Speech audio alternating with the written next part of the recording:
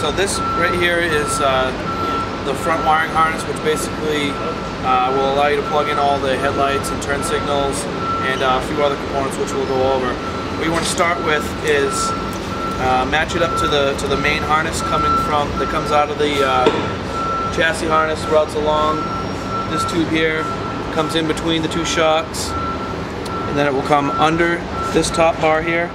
We'll pass it along the top of the radiator tube and then down under this 3/4 inch tube so that it doesn't get pinched by the hood. You'll start with the main connection here. One thing that you want to do is just kind of take a quick look before you plug it in and just kind of make sure that the colors all match. You can see we got the light blue on the end going into the royal blue, green, light green, the tan, and then the brown in the end. So we'll go ahead, we'll clip that in. You also notice it has these two ears here that will match up with the other end of the plug. Here it clip into place, and then there's a safety. Just push that in so that way it won't back out. This plug here, it's a gray to black wire.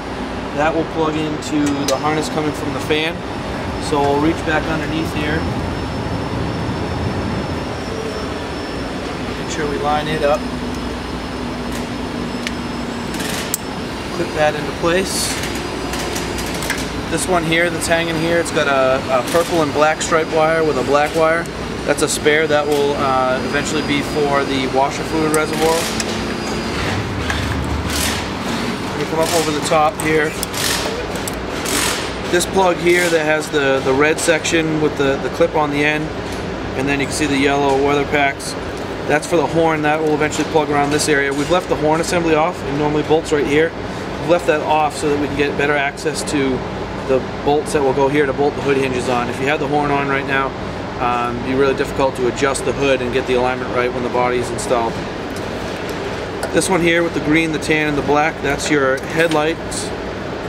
So again, line up the ears on the ends with its respective plug.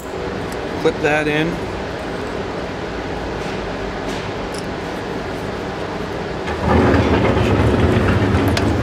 Then you've got your turn signal down here. You can see it's 3 wires. And then if you look in there, you can see that the kind of off-white colored part of the plug, it isn't pushed in all the way, because you can see the posts are just barely sticking out beyond it. So what you can do in that case is get a screwdriver and just obviously make sure you don't want to push against the posts, and just push it all the way down until it clips into position.